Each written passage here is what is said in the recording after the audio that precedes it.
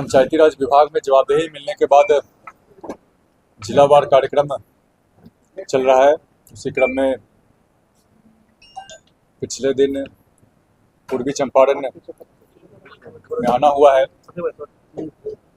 यहाँ आने के उपरांत निर्माणाधीन पंचायत सरकार भवन का निरीक्षण का कार्यक्रम हुआ और आज विभागीय समीक्षा बैठक हुई। विभागीय समीक्षा बैठक के उपरांत पंचायती राज संस्थाओं के माध्यम से चुनकर आने वाले जनप्रतिनिधियों के साथ संवाद का भी कार्यक्रम हुआ और उस कार्यक्रम के उपरांत आयोजित इस प्रेस कॉन्फ्रेंस में आप तमाम पत्रकार बंधुओं का स्वागत है। समीक्षा बैठक में जिन मुद्दों पर मुख्यतः चर्चा हुई उनमें सर्वप्रथम पंचायत सरकार भवन माननीय मुख्यमंत्री जी का एक ड्रीम प्रोजेक्ट है। पंचायत स्तर पर लोगों को सरकार के द्वारा प्रदान की जाने वाली तमाम सेवाएं मिले, उनकी समस्याओं का निष्पादन पंचायत स्तर पे हो, तमाम कर्मी तमाम जनप्रतिनिधि वहां उपलब्ध हों। इसको लेकर इस योजना का क्रियान्वयन किया जा रहा है, भवनों का निर्माण किया जा रहा है। आपके जिला पूर्वी चंपारण में कुल 394 के लक्ष्य के विरुद्ध आज के समय में 136 पंचायतों में पंचायत सरकार भवन का निर्माण कार्य पूरा हो गया है और सभी 136 जगहों पे पंचायत सरकार भवन क्रियाशील हैं। इसके अलावे ग्राम पंचायत के माध्यम से कुल 86, भवन निर्माण विभाग के माध्यम से 47 और LAEO के माध्यम से 59 पंचायतों में पंचायत सरकार भवन के निर्माण का काम किया जा रहा है। पंचायत सरकार भवनों का निर्माण कार्य गुणवत्तापूर्ण हो, समय पे पूरा हो। इन चीज़ों को देखते हुए संबंधित पदाधिकारियों को, संबंधित एजेंसी को जरूरी दिशा निर्देश दिए गए हैं। निरीक्षण का भी काम मेरे द्वारा भी किया जा रहा है। पंचायत सरकार भवनों में कर्मियों की उपस्थिति रहे, इसको सुनिश्चित करने का भी दिशा निर्देश पदाधिकारियों को दिया गया है। मुख्यमंत्री ग्रामीण सोलर स्ट्रीट लाइट करने योजना है, पंचायती राज विभाग के माध्यम से इसका क्रियान्वयन हो रहा है। पूर्वी चंपारण जिला में कुल लक्ष्य 58,590 लाइटों के विरुद्ध आज के समय में लगभग 85% लाइटों का अधिष्ठापन हो गया है। शेष वार्डों में लाइटों का अधिष्ठापन जल्द से जल्द पूरा किया जाए, इसके लिए भी दिशा निर्देश दिया गया है। एक मुख्य समस्या पूर्वी चंपारण में जनप्रतिनिधियों के द्वारा या आम जनों के द्वारा संज्ञान में लाई गई है। लाइटों के रखरखाव को लेकर कई जगहों पर लाइटों का रखरखाव सही तरीके से नहीं किया जा रहा है। समीक्षा बैठक में जो भी एजेंसी इनके अधिष्ठापन और रखरखाव के लिए जिम्मेवार है, सबको चेतावनी दी गई है। संबंधित पदाधिकारियों को भी निर्देशित किया गया है, जहाँ कहीं भी लाइटें खराब है उनका ससमय की मरम्मती का काम पूरा करे, अन्यथा एजेंसी पे फाइन करने की बात हो या उनके ऊपर ब्लैकलिस्ट करने की कार्रवाई की बात हो, तमाम तरह की कार्रवाई की जाएगी। इसके अलावा 15वीं वित्त आयोग और सिस्टम राज्य वित्त आयोग के द्वारा जो अनुदान की राशि दी जाती है पंचायती राज संस्थाओं को, उनका व्यय बेहतर से बेहतर हो, इसके लिए भी जरूरी दिशा निर्देश दिया गया है। जिला परिषद के माध्यम से जो राशि का व्यय किया जाता है, उस व्यय में वो व्यय थोड़ा असंतोषप्रद है। उसमें और बेहतरी लाने के लिए संबंधित पदाधिकारियों को निर्देशित किया गया है। मुख्यमंत्री कन्या विवाह मंडप योजना माननीय मुख्यमंत्री जी की एक अन्य ड्रीम प्रोजेक्ट में से एक है। पूर्वी चंपारण में आज के समय में 52 पंचायतों में पंचायत सरकार भवन के निर्माण के लिए भूमि चिन्हित किया गया है, उस पर कार्रवाई की जा रही है। अन्य पंचायतों में भी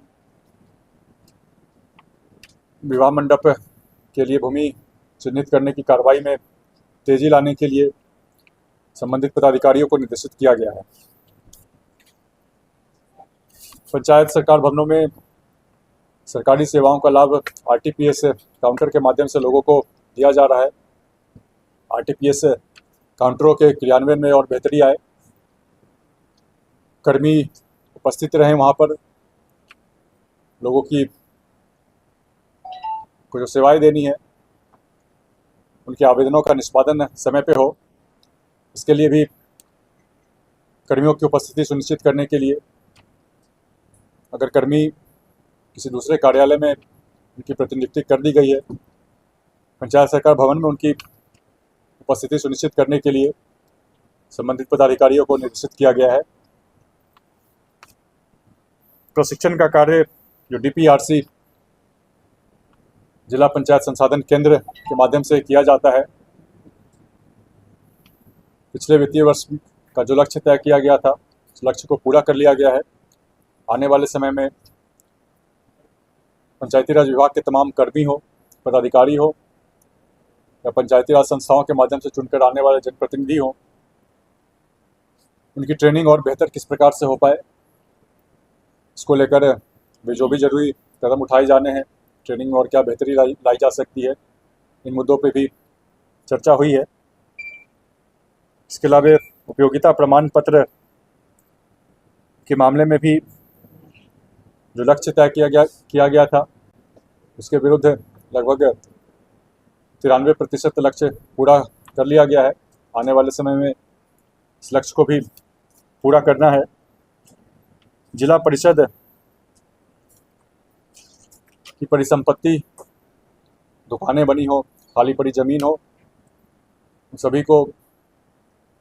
सभी के संबंध में एक विस्तृत प्रतिवेदन मांगा गया है। जहाँ कहीं भी अतिक्रमण है उसको चिन्हित करते हुए अतिक्रमण हटाने की कार्रवाई करनी हो, भूमि को विकसित करने की कार्रवाई करनी हो, ताकि जिला परिषद की आय का स्रोत बढ़े और युवाओं के रोजगार का सृजन हो पाए। इससे संबंधित विस्तृत प्रतिवेदन के उपरांत तमाम तरीके की कार्रवाई की जाएगी। मोक्ष धाम को विकसित करने की योजना पे भी काम किया जा रहा है।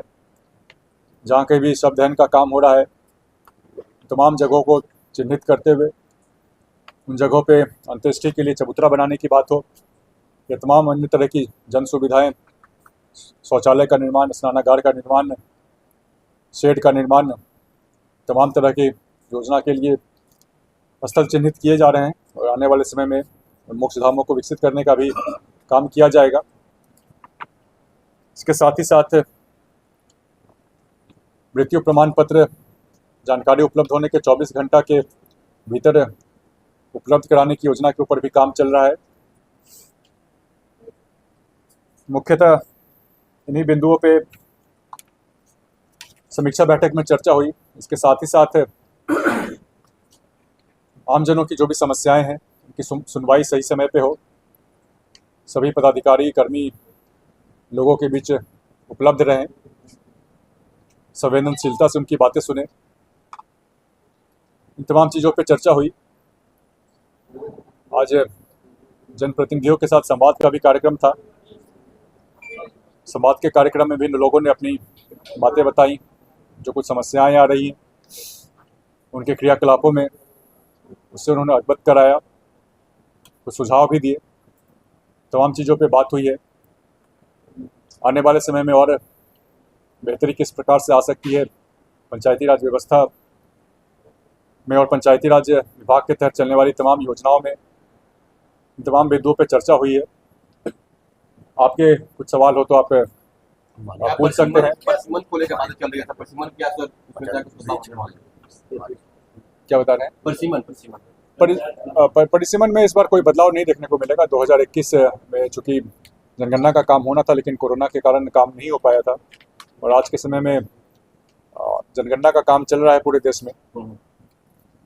जनगणना का जब आंकड़ा आ जाएगा हमारे बीच, पूरे देश में परिसीमन का काम होना है, लोकसभा में भी परिसीमन का काम होना है। उस आंकड़े की उपलब्धता के बाद जब आंकड़े उपलब्ध हो जाएंगे तो फिर पंचायतों में भी परिसीमन का काम जो काम है उसके ऊपर विचार किया जाएगा। लोगों का सवाल है कि जिन पंचायतों का 5 साल हो चुका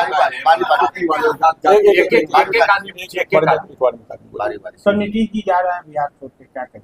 नहीं, बिहार छोड़ के नहीं जा रहे हैं माननीय मुख्यमंत्री जी के नेतृत्व में पिछले 20 वर्षों में बिहार में बदलाव आया है। जो काम हुआ है, पहले बिहार एक डर का वातावरण होता था, पिछड़ेपन के लिए बिहार जाना जाता था। आज बिहार में सुशासन का राज है। बिहार देश के सबसे तेज गति से विकसित होने वाले राज्यों की श्रेणी में है। तमाम तरह के कार्य हो रहे हैं, तमाम क्षेत्र में कार्य हो रहे हैं। शिक्षा का क्षेत्र हो, स्वास्थ्य का क्षेत्र हो, युवाओं के लिए रोजगार के लिए लक्ष्य तय किया गया है। 5 वर्षों में 1 करोड़ नौकरी और रोजगार के लिए तमाम क्षेत्रों में काम हो रहा है। आगे भी माननीय मुख्यमंत्री जी राज्यसभा के सदन से बिहार के विकास में अपना योगदान देते रहेंगे, और जो भी सरकार बनेगी उनके मार्गदर्शन में यहाँ हम लोग काम करने का काम करेंगे, और बिहार में और बेहतर विकास किस प्रकार से हो इसमें माननीय मुख्यमंत्री जी का मार्गदर्शन मिलता रहेगा। इसके लिए थोड़ा धैर्य रखिए। सीएम अगले कौन होंगे, थोड़े समय में इसकी जानकारी। शराबबंदी को लेकर भी काफी ज्यादा गामागमी है। जो बिहारी जिले में पिछले दिनों 10 लोगों की मौत हो गई, तो क्या शराबबंदी का क्या स्टेट है आपके पास? नहीं सर, शराबबंदी के ऊपर सरकार की नीति बिल्कुल स्पष्ट है, और उसी नीति के ऊपर शराबबंदी का जो कानून है इसका क्रियान्वयन हो रहा है। जहाँ कहीं भी अगर कुछ घटना होती है, घटना दुखद होती है, सरकार इसके लिए संवेदनशील है, लेकिन जो भी उसमें दोषी होते हैं उनको चिन्हित करते हुए कार्रवाई होती है उनके ऊपर। पत्नी चाहिए कि नहीं बिहार में? इसमें बता रहे हैं आपको, जो भी नीति है बिल्कुल नीति स्पष्ट है, और उसी नीति के आधार पर कानून का क्रियान्वयन हो रहा है। आपकी व्यक्तिगत मांग हो सकती है, बार बार पूछ रहे हैं, लेकिन इसमें सरकार की बता रहे हैं आपको, आप तीसरी बार पूछ रहे हैं इसलिए बोलना पड़ा। लेकिन सरकार की नीति बिल्कुल स्पष्ट है, और उसी नीति के आधार पर कानून बना है, उसी कानून के आधार पर क्रियान्वयन हो रहा है। मुझे एक सवाल मेरा है, शराबबंदी पे जनप्रतिनिधियों को क्यों नहीं जिम्मेदार हम लोग ठहरा सकते हैं? उनके पंचायतों में, उनके वार्डों में अगर शराब बिकता है तो जनप्रतिनिधि भी कहीं ना कहीं। देखिए, शराबबंदी एक ऐसी चीज है, इसमें सरकार ने तो कानून बनाया ही है, तमाम तरीके से इसमें काम किया जा रहा है, शासन प्रशासन इसमें काम कर रहा है, लेकिन साथ ही साथ इसमें एक सामाजिक पहलू भी होता है। सामाजिक पहलू ये होता है कि लोग खुद भी जागरूक बने। अंततः कोई भी कानून कितना सफल होता है उसकी जवाबदेही सरकार के साथ साथ आम जनों की भी होती है। सरकार के साथ साथ अगर आम जन खुद भी जागरूक बने, एक एक योजना की निगरानी खुद भी करे, तमाम तरह का कानून भी सफल रहेगा। कानून जिससे उद्देश्य के साथ बनाया जा रहा है उस उद्देश्य की भी प्राप्ति होगी। सर, मुखिया जनप्रतिनिधियों के साथ बैठक किए, संवाद किए, लेकिन बड़ी कम संख्या उनकी। नहीं, देखिए नहीं, नाराजगी कोई नहीं है। यहाँ भी हम फिर से वही बात दोहराएंगे जो अभी पिछले सवाल में दोहराए। सरकार के साथ साथ एक तमाम जनप्रतिनिधियों की या समाज की भी एक सामाजिक जो जिम्मेदारी होती है। जो जनप्रतिनिधि जागरूक है, जो चाहते हैं कि विभाग उनकी बात सुने, कुछ सुझाव देना चाह रहे थे, कुछ विभाग से शिकायत है, वो सभी लोग संवाद में आए थे, उनसे एक सार्थक चर्चा हुई, सार्थक संवाद हुआ है। तमाम लोग जो जागरूक होते हैं, अपनी बातें सरकार तक पहुंचाना चाहते हैं। कुछ शिकायत हो तो सही माध्यम था ये संवाद का कार्यक्रम। तमाम वैसे लोग इस कार्यक्रम में उपस्थित थे। प्रकाश जी, जाति को लेकर जो बहुत सारे पंचायत में जो 5 साल हो चुके हैं, जाति जो चेंज होने वाला है, क्या उसमें चेंज होगा या पहले जो होता? नहीं, आरक्षण का रोस्टर बदलेगा। 10 वर्ष पूरे हो गए हैं पिछले रोस्टर को लागू हुए हुए, कानूनन उसमें बदलाव होना है, तो इस बार के चुनाव में नया रोस्टर लागू होगा। ठीक।